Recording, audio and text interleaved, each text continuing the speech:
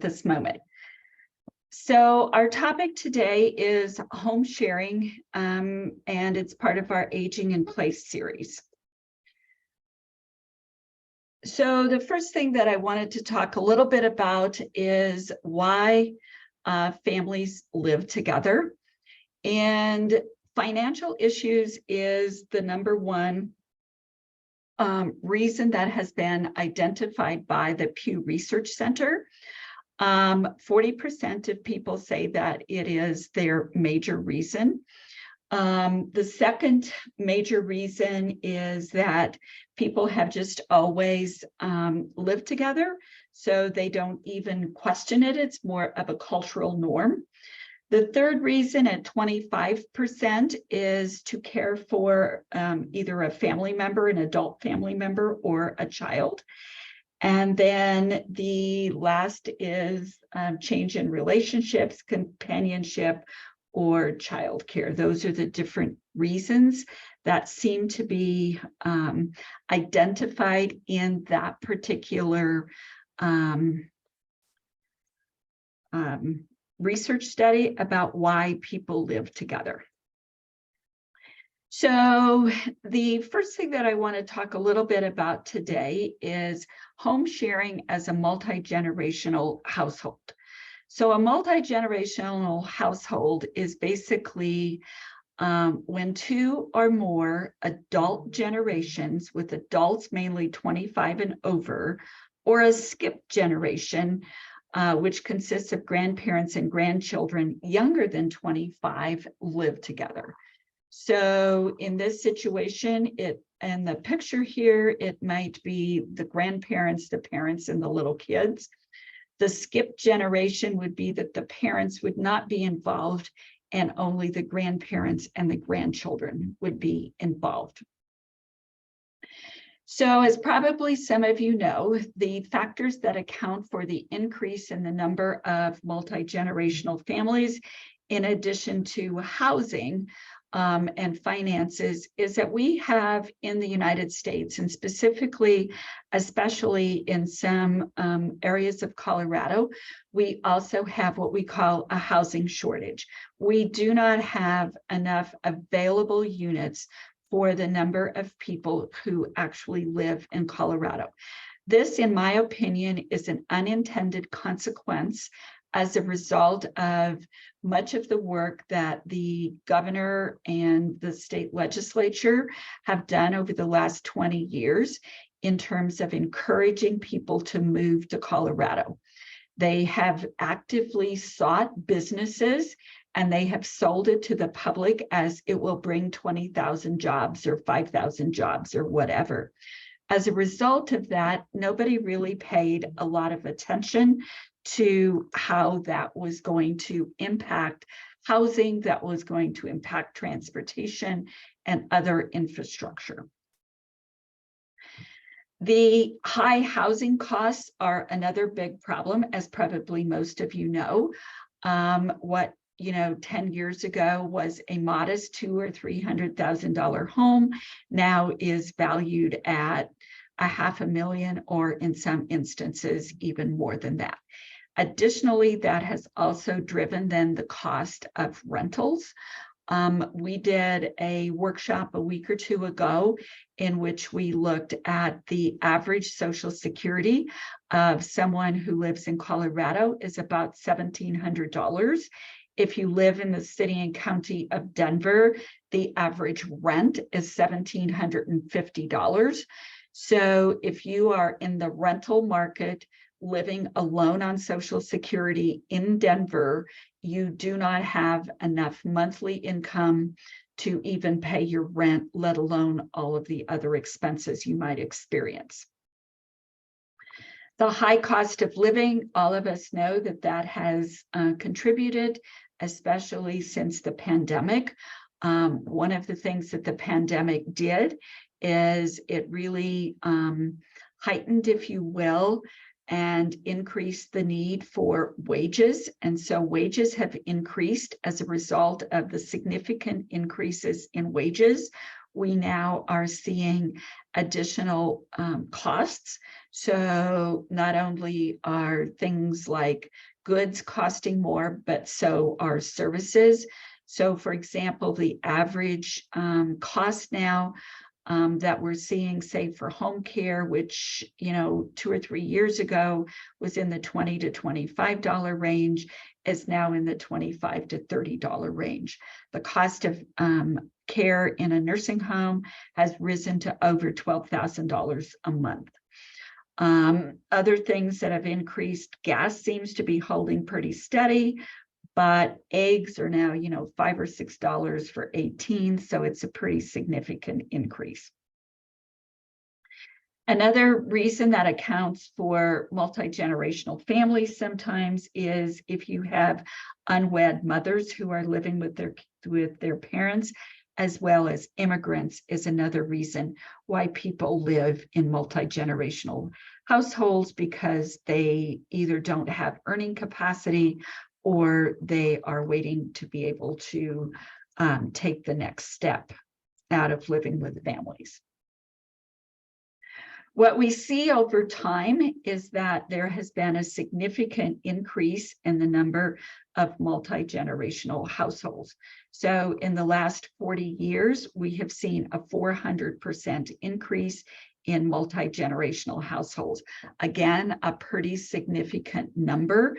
Generations United suggests at this point in time that 26% of our households at this point in time are multi-generational. So more than 25%, or a fourth of people, are living in that type of household. The benefits of living in a multi-generational household is that 79% say that they have better bonds and relationships with their families. Similarly, they say it's easier to provide care if they're all in the same area. 76% report that they, because they can share finances, that adds an additional benefit to them. 76% also say that it has a positive impact on their mental and physical health. And 71% said that they were able to either continue going to school or enroll in some kind of job training or other type of career path. So multi-generational households do have their benefits. Additionally, they can reduce some of the financial stress. So people who experience stress oftentimes experience a lot of anxiety. Other things that happen is that people avoid phone calls, mail, they avoid creditors, they try to cancel plans because they don't want to be involved with anybody.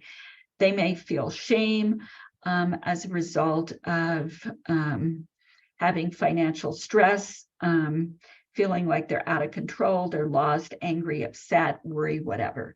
So living in a multi-generational household where you have less financial stress can in fact be beneficial as well to some people. Another benefit is that multi-generational households can provide trustworthy adult or child care. I do have to tell you that one of the most frequent things that I hear when I suggest that that families have to place a loved one in an assisted living or in an adult in a nursing home is the real concern as to whether or not a loved one is going to be safe. So at least if people are living in with their family, then we have a better sense that the individual will be taken care of. We also know that it can result in significant cost savings. I'm sorry that it's hard to read this one slide over here, but basically caregiving can reduce or save people about $60,000 for adult daycare and adult care and $25,000 for child care. So again, if families can live together, those are pretty significant savings when we start to think about that. If I have a limited amount of income and I'm not eligible for Medicaid or third-party care, or I'm not eligible for child care support, then this is one way to also save money. Another thing that multi-generational families report is that they have improved or enhanced mental health and cognitive health. So again, they feel like they have a social support system with someone to talk to, someone to help them if they need it, someone to interact with. People usually report that living in a multi-generational household allows them, again, to be with other people. And there's something about having a social support system and not being isolated that many people find to be very important. Oftentimes people also in multi-generational households report that they have a sense of meaning and purpose. So again, they have some role within the household that is beneficial to them. As I said earlier, it does improve the financial situation. So again, this is just kind of a repeat of a previous slide. The drawbacks of living in multi-generational households is that you probably will have less privacy. You will have to share things like bathrooms. You may have to share the kitchen. You may have to share the living room. So those areas will probably be shared space. Now, sometimes we do have space where one generation lives on one floor and another generation lives on another floor. Or we are also starting to see an increase in accessory dwelling units, or what we used to call granny flats or other types of housing arrangements, in which we do see that there is an opportunity for people to have separate spaces. People in multi-generational households do report that there is an increase in family conflict. We see this very specifically, oftentimes with how grandparents feel like parents should be raising their children. And there oftentimes is conflict around those child rearing patterns in terms of what the grandparents believe in their value system, as opposed to what the parents of the child experience or want to do. Another thing that gets reported frequently is caregiver burnout.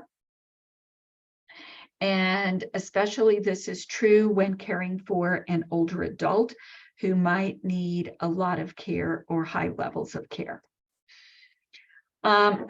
So some just kind of summary tips, if you will, for a multi-generational household is try to create space so that there is as limited shared space as possible, but then also looking at what the common space might be and how that could be shared. Respect each other's time and space and rules. Try to communicate your expectations and feelings openly so that people do in fact experience a sense of respect and that they feel like they are being heard.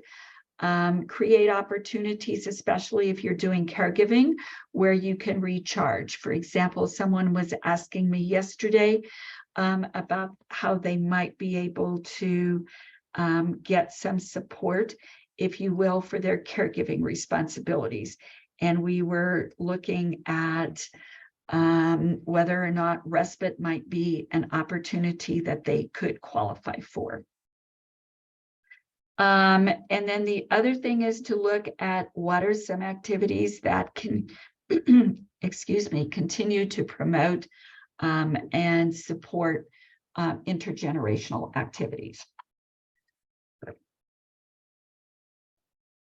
So the second type of of home sharing that I want to look at for a few minutes is where this is a living arrangement in which two or more unrelated individuals share a house or an apartment.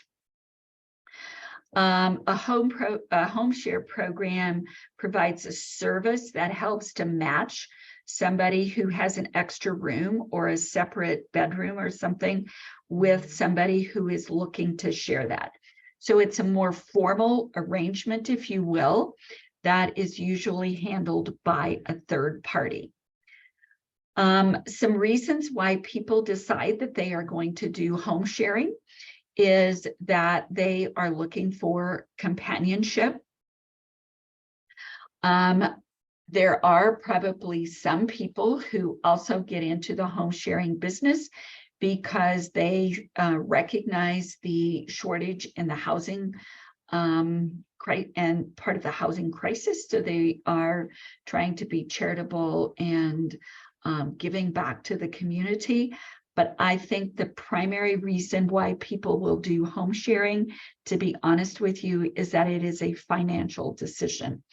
I know 7 or 8, maybe 10 years ago now, as we started to see more opportunities for people to rent out rooms, the National Council on Aging actually became involved in that initiative, specifically because they saw it as a way for older adults to increase the income in their monthly income and not have to go into debt by using like a reverse mortgage if they needed additional monthly income. So that, in my experience with this type of home sharing, usually is driven by finances.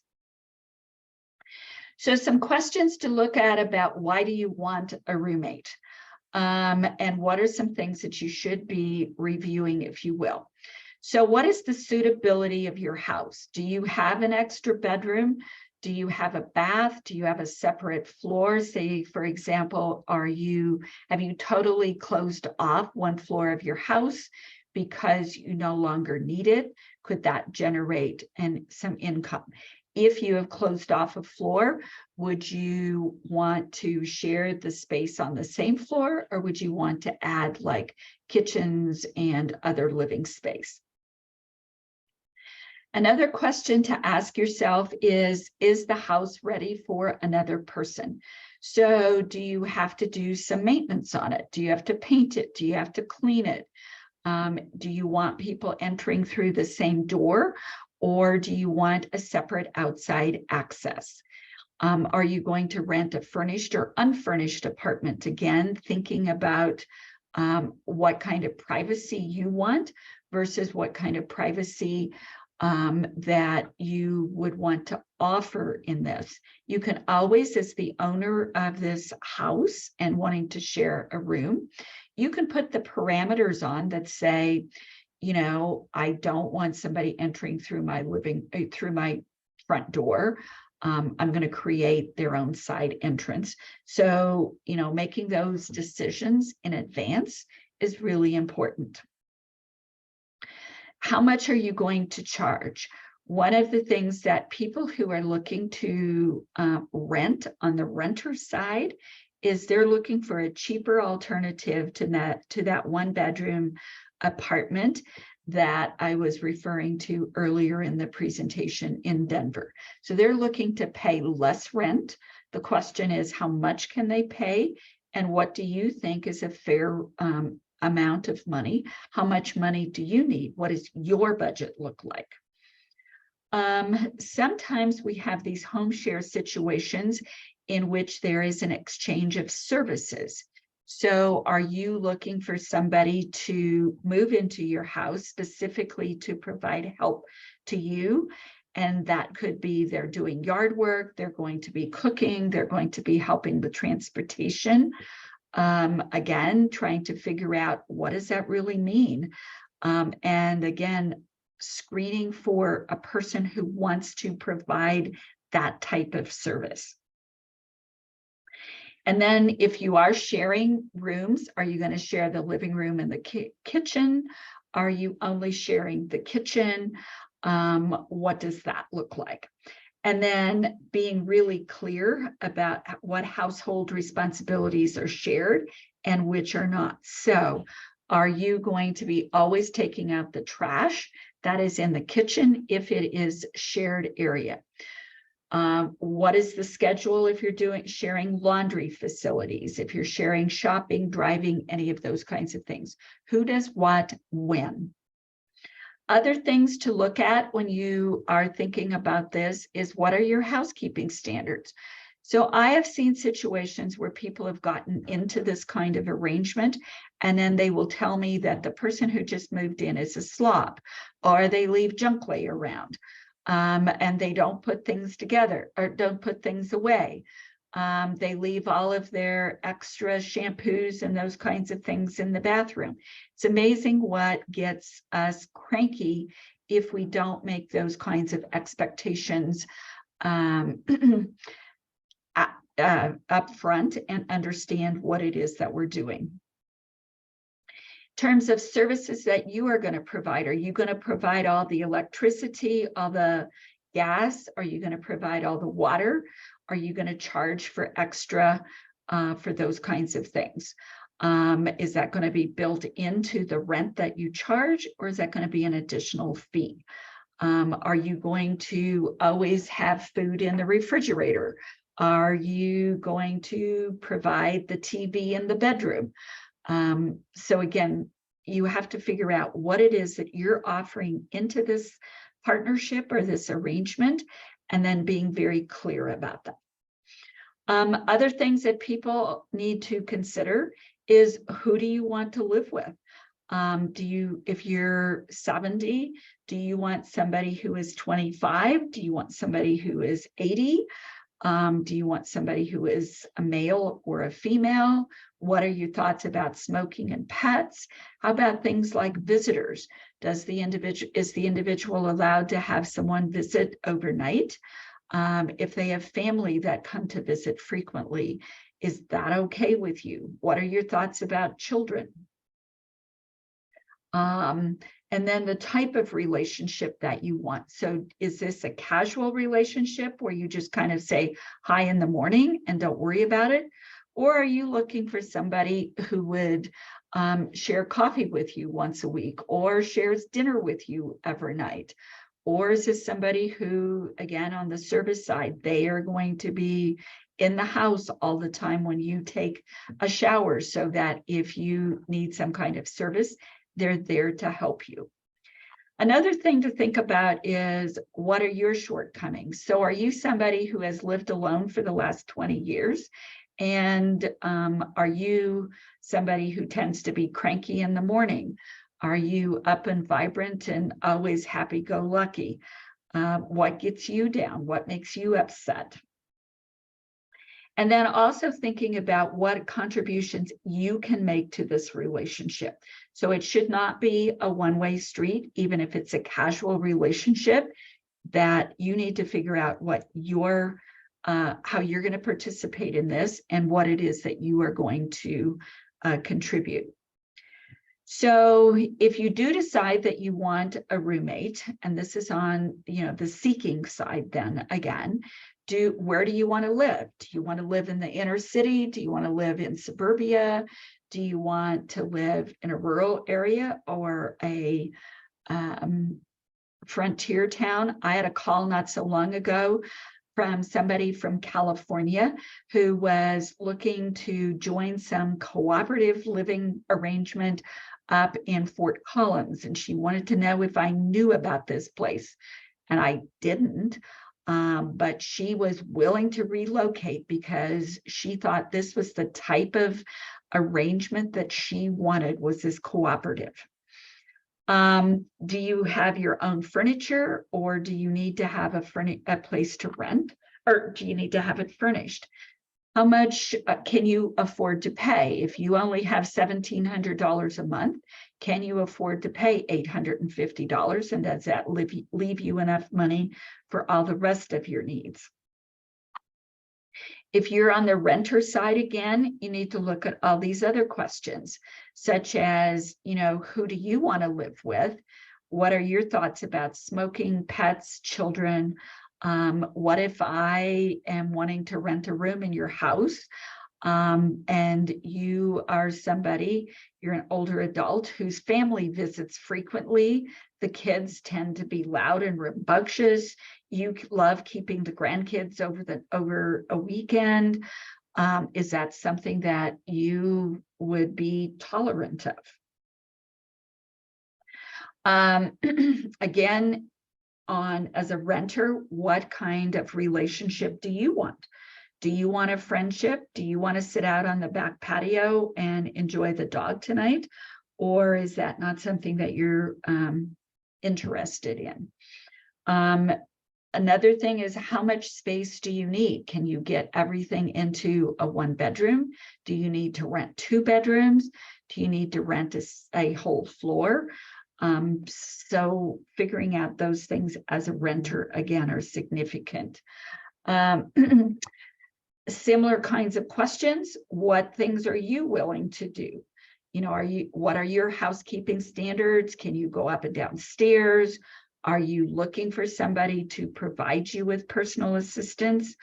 Are you willing to do certain things for a reduction in rent?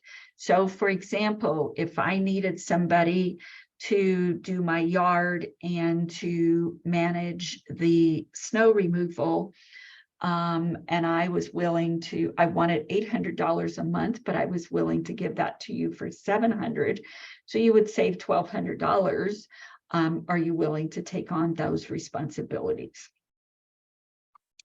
Are you looking for something, much more of a bonding relationship? So do you want the person you are moving in with to, share special skill sets? Another thing to look at in terms of home sharing is, what is the legal arrangement?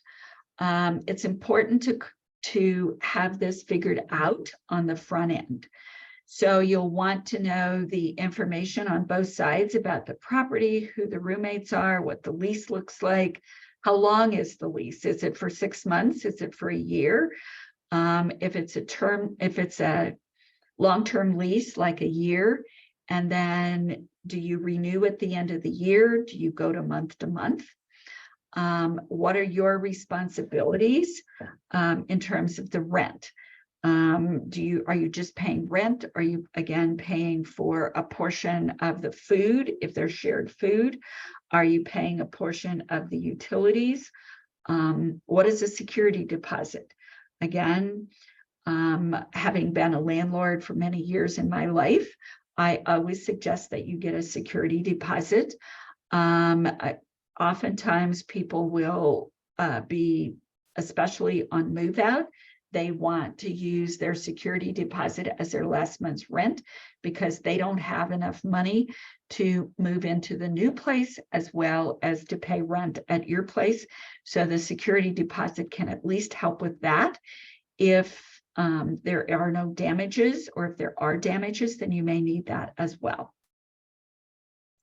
What kind of house rules do you have? Again, you can make that an addendum to the lease, as well as any kind of duties or restrictions.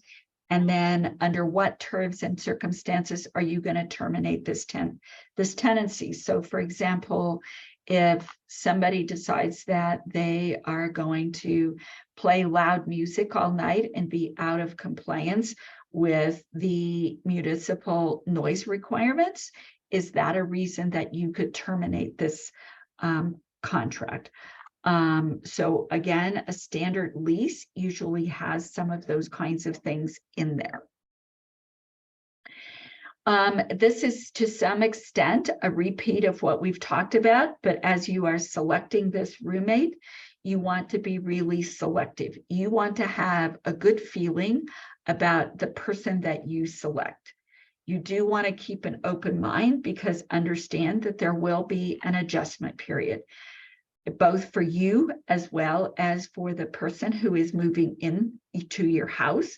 They really need to begin to sort of figure out, what are your strengths? What do you like? What do you not like? And so that's important, and you need to give it some time. You obviously want to vet your housemates before you enter into any kind of an agreement. So you should be looking at background checks, reference checks, sort of normal things. Remember that you are getting into a landlord-tenant relationship. And if you are the owner of the property, this may be the first time, if you will, that you have been a landlord. And being landlords is not as easy as it sounds. You don't always get to just put your shingle up and say, this is what's happening. So for example, if you were the landlord, it's your house and the air conditioning goes out. You are going to have to fix that air conditioning if you have air conditioning included in the lease. And whether you can afford to get the air conditioning fixed or not, it is something that you are going to have to get fixed, or you're going to have to make an adjustment, if you will, in the rent or your lease agreement. You always want to document, again, with this lease, whatever these terms are, make sure that the lease is signed by both parties, and that there are as clear of understanding between the parties as possible. Sometimes people suggest that you start with a trial period, and that may be important as well.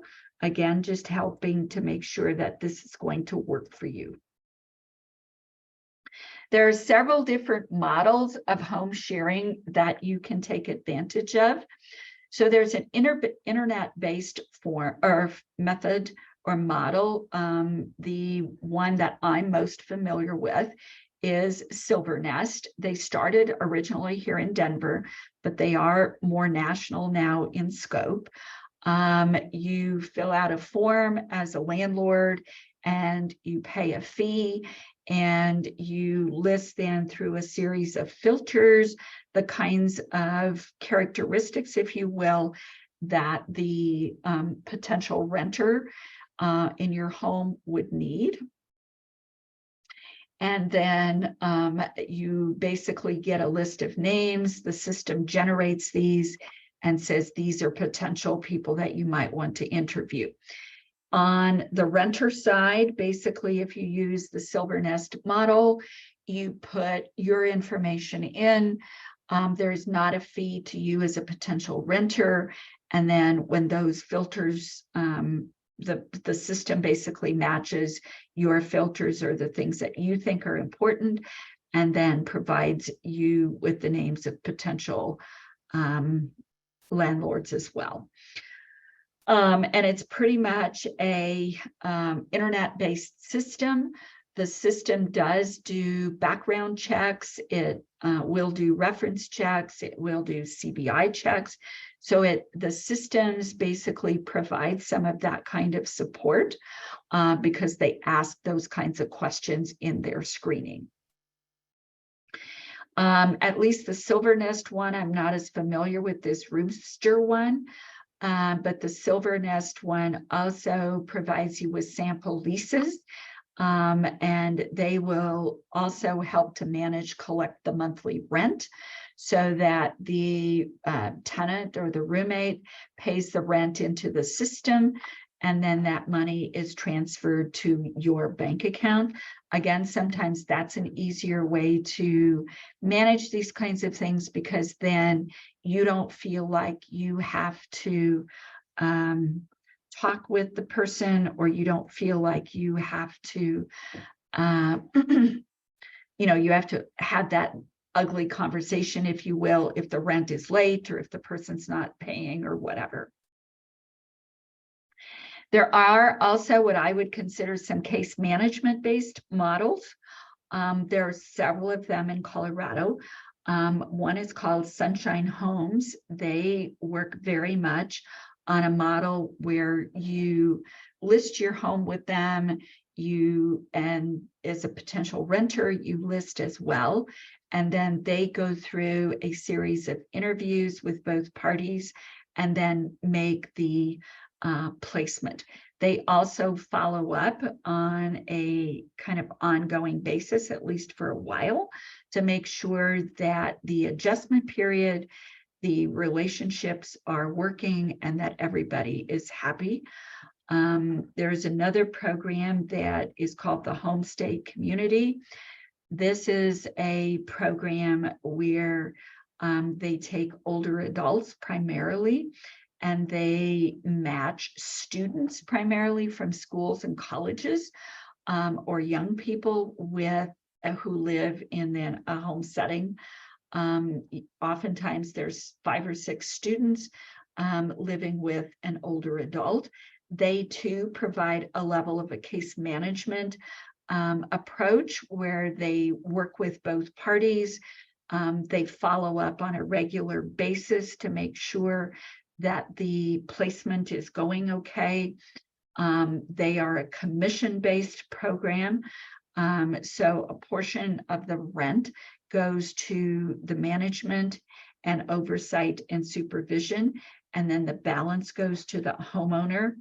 On the Sunshine Homes model, they are a grant-funded program, and I'm not sure if there are any fees associated with either party on that one. Similarly, the Neighbor to Neighbor program out of Fort Collins, again, that's only in Fort Collins as I know it. That one is also more of a case management based model where they, again, work with both parties, the renters as well as the homeowners, and then do periodic check-ins. So the last type of home sharing that I want to take a look at is what I would call short-term rentals. This is short-term versus long-term. So on a short-term rental, basically you're only renting your home out like on a nightly basis. And you've very purposefully gone into this relationship or into this method because you are wanting to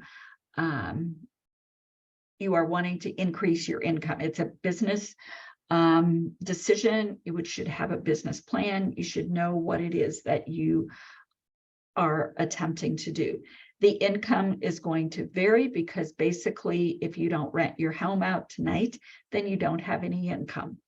If you rent it out, then obviously you have income, but you are then, you risk not having that ongoing income.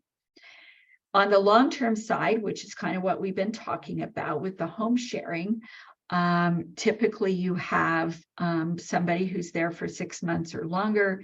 It's in a residential area. You have a fixed income and there's some kind of a lease. The intersection, if you will, of those is that you have a home and that you are going to have some level of cash flow. So a short-term rental in terms of home sharing is when the resident of a residential property offers it for lodging, basically for paying guests. It's not actually home sharing. It just really becomes an investment, but it's a way for you to increase income. The 3 most frequent types of short-term rentals are Airbnb, HomeAway, and Vrbo are the 3 that are used. All of these are internet-based, if you will. So they are an online platform. You book a guest using those platforms.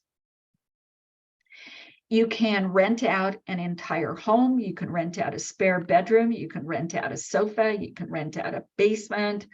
I have seen all types of those used, if you will, and available on the short-term rental platforms, depending on what you're looking for. You then, again, once you list your property, you can indicate where it is, what the dates are available, how many people you can accommodate, what kinds of services you are going to provide. Whether you're providing any amenities like swimming pools, whether you're providing air conditioning, hair dryers, just any of those kinds of things. The way this works is that somebody who wants to rent, wants to stay at your house tonight or whatever, they send an inquiry. People who use these platforms a lot may get automatically booked, meaning that if you have an opening tonight and they are in good standing with the online platform group, then it automatically books and you get a notice that says, tonight Jane Smith is coming, and she's booked it for 3 nights. And then they, that person shows up at whatever time it is that you have said the house was available. You pretty much don't have any responsibilities other than to deliver the kinds of things that you said you were going to do. So you give them a key, you have a code to the door. Most of the time, people who use short-term rentals like this for lodging or as a guest, you don't have to provide any food. They leave and you have to clean the property and then it's available again. You can, depending on the type of platform that you use, you can also screen each one of the guests if you, in fact, want that level of oversight or control. So people sometimes worry about the safety, if you will, in short-term rentals. So again, these platforms do verify, if you will, the guests. They take in a platform, you put, or a profile, you put certain kinds of things in. Frequently, also, they ask for why it is that you are coming. What is your purpose for wanting this overnight lodging? You can ask for a copy of their ID as part of your booking. That is not insulting or any of those kinds of things. Again, wanting to make sure that at least you have some information, if you will, if there's any problems, that you are able to at least have a little bit more information than the name of the person.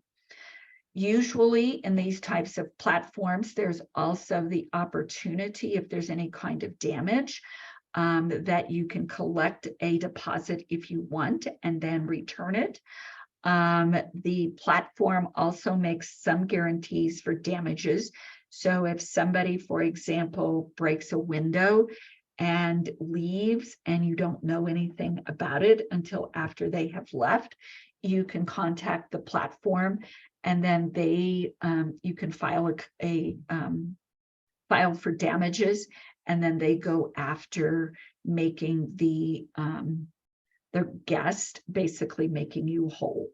Another thing that I would suggest is that you also, if you decide to enter into this, that you definitely buy renter's insurance, so that anybody who, or you buy insurance so that you have insurance that covers these types of guests.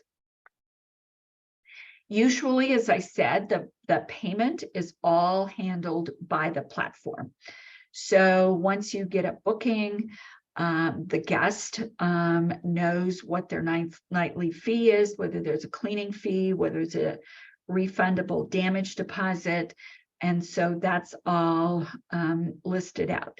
The platform or the group, then they keep a commission and they pay you after your guests check in, usually to a bank account or one of those PayPals or whatever it is that you used. Guests are highly advised not to pay the owner directly. Another really nice benefit of this is that if there's any local taxes or fees, the platform usually assumes that, and they also will issue you a 1099. So you know exactly how much money that you took in, and then what you're adding that to your filing of your taxes and what your taxable income will be. If you want to list your property as a short-term rental, you as the owner manage that listing. You can add and subtract things. You can have it available certain days. You can tell people what time of the day you want it, that they can check in, what time of the day that they need to leave. As I said, most of the booking is automated. Sometimes you will get an inquiry. My husband and I actually have one of these types of Airbnb rentals. And the other day we had an inquiry. Somebody booked our place. It was on automatic booking. And they are coming to town for a funeral. They are leaving their home. They're driving with 4 children all night, and they wanted to know if they could do an early check-in. So they're probably driving 8 or 10 hours. And, you know, I don't have any reason that they couldn't. So they sent an inquiry, and I said, you know, because it will be ready at 3 o'clock that afternoon or the day before, because that's how I have mine set up, that if you want to get anytime after midnight, please feel free to go in and rest. It's okay with me. Potential guests usually and hosts are you have reviews about the previous places where the individual has stayed. We always encourage people to be honest about those reviews, because if somebody did leave your place damaged, or if they left the place in a mess, or they were poor communicators, or whatever, you got calls from the neighbors, anything like that, then we advise you to be honest about that, because I don't want that person renting from me if you have had a bad experience. And if I've had a bad experience, I don't want you to have to rent to them either. Advertising, you don't have to worry about any kind of advertising like you do in the long-term models, because that is all, again, handled once you put your listing in. Then you just manage a calendar, which tells people when you're available, and that then just kind of happens. Also, the hosts are assigned star ratings.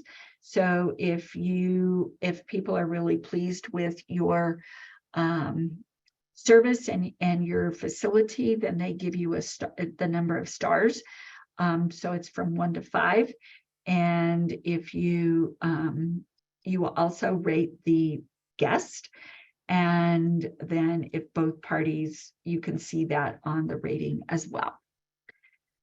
So that kind of brings me to the close of these formal 3 types of models, if you will, of home sharing.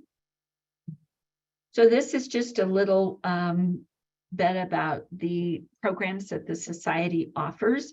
So we have vision, hearing, and dental grant programs. We also have a couple of grants right now to help with low vision aids and with short-term mental health counseling.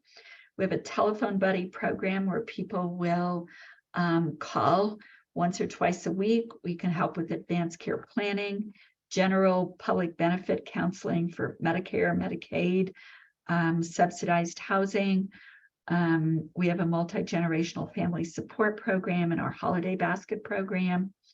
For those of you, if you haven't signed up already or are not planning, we are doing our Salute to Seniors on Saturday, May the 20th, from 9:30 to 3. It will be at the Denver Marriott Tech Center at 4900 South Syracuse. So we would invite you to join us in person. If you're not able to join us in person, we are also going to be offering some of the same features on Sunday from 11:30 to 1 on Zoom, including the band. So join us on Sunday if that doesn't work. The Salute, the in-person event, it's free admission, free parking. There'll be concessions all day. If you don't want to drive to the Tech Center, you're in the Metro Denver area, you can take the light rail to the Bellevue station, walk over I-25, and you're in the Marriott Tech Center parking lot. So that should be pretty easy for people wanting to take public transportation. There's a lot more information about the features and what have you on our website, which is at senioranswers.org. And then this is a listing of some of the other services that we provide. So